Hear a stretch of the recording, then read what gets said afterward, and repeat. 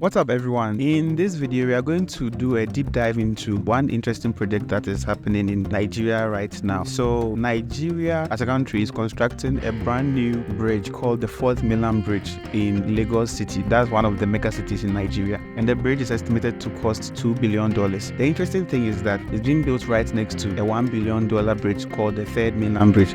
So it's just a lot of people asking, why are they spending so much money on two bridges that are going to be side by side anyway? I mean, they could have built another bridge in another part of the country, but there is a lot that went into this decision. We are going to analyze everything in this video and then help everyone to understand. First, let's look at the scene. Lagos as a place. Lagos is Nigeria's largest city. It's probably one of the largest cities in the world pace. At the moment, it has 20 million people. And when it comes to West Africa as a region, Lagos is one of the major port and economic powerhouses in West Africa, being the major economic center for a region such as West Africa. We understand that traffic won't be a joke in Lagos. And this is true. Lagos traffic is really wild. If you know any Nigerian and you ask them about Lagos traffic, they will tell you the story. We are talking about traffic that lasts from 4 hours to 5 hours just to travel between one part of Lagos to the other. So you could see the seriousness of this issue. But from what Nigerians say, the traffic congestion is especially brutal between Lagos mainland and Lagos Island. The island is where the major banks and corporations have their headquarters. So you see there's a lot of movement of goods and people. Every day there are over 1 million people and in cars that have to squeeze through the current Third Mainland Bridge and another bridge they called the Cable Bridge. When these two bridges don't have the capacity to carry these volumes of cars and people, so that's why they had to bring the new one to supplement the two. The Third Mainland Bridge was opened in 1990 and is the second longest bridge in Africa at the moment. It covers over 11,000 meters, which is roughly 11 kilometers. It's just right behind Egypt's bridge called the 6th October Bridge, which has 10,500 meters or 20.5 kilometers. And next to this Third Mainland Bridge, there's the Cable Bridge. The Cable Bridge is rather more recent. It was opened in 2018 and was supposed to also supplement the Third Mainland Bridge. So even with these two massive bridges, the traffic remains gridlocked. So there is a very vital need for the new bridge that is being constructed. To give you a visual understanding of the capacities of these bridges that I've spoken about, the Third Mainland Bridge has 8 lanes and was designed to carry 250,000 vehicles per day. So as we speak, it carries 1.7 million vehicles each day. No wonder it is congested, carrying nearly 7 times the amount that it's supposed to carry on an average day. The Cable Bridge was designed to provide extra support. The Cable Bridge came with 4 lanes for a bridge that was supposed to carry 250,000 because that's carrying 1.7 million with 8 lanes. Adding 4 bridges is very small. Cable bridges also have limits. You can't have a cable bridge with 20 lanes. That's unrealistic and it will be a very huge engineering challenge.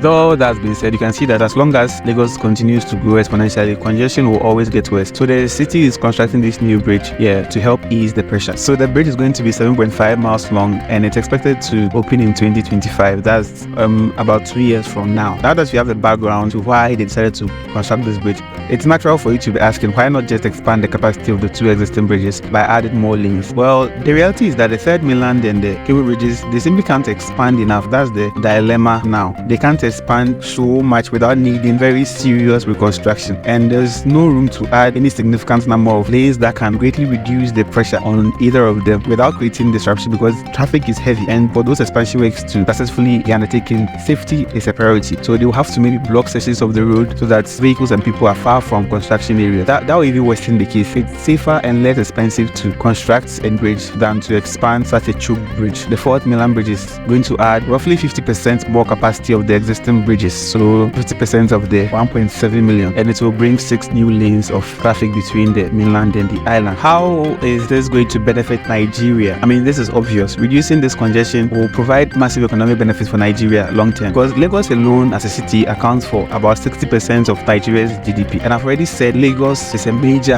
economic point in West Africa, so its role is very significant. If business and movement of people and goods happens smoothly enough, business can be more productive and more efficient. This is de facto. But $2 billion is still a massive price tag. A lot of people in Nigeria are criticizing the project. For instance, some argue that the funds could be better spent on improving Lagos's limited public transport options, which would also reduce congestion. I could agree with this point because it seems sub-Saharan Africa, I mean, we are so focused on roads and cars. We are forgetting that we can improve our railway systems, and then that will significantly reduce traffic. One train can carry the number of people that about 20 Okada buses to carry. So instead of always focused on roads and bridges that will construct for cars, we could also look into railway. We could also look at sky trains. We could look at trams. There are so many other alternatives that we could look at, but it seems everybody's just focusing on cars. Other people say that the money should go towards repairing decaying road networks and infrastructure outside the Lagos city center. The thing that people don't realize when they say these things is that Lagos actually has major plans in the works for expanding the metro and rail networks, both within the city and outside the city, because traffic outside the city feeds into traffic inside the city. So we should fix the roads outside the city, but don't add new capacity for the bridges connecting the mainland and the island. You'll be worsening the case for the bridges. Yeah, so it's a holistic development. The reality is that no single project can solve this congestion issue on its own.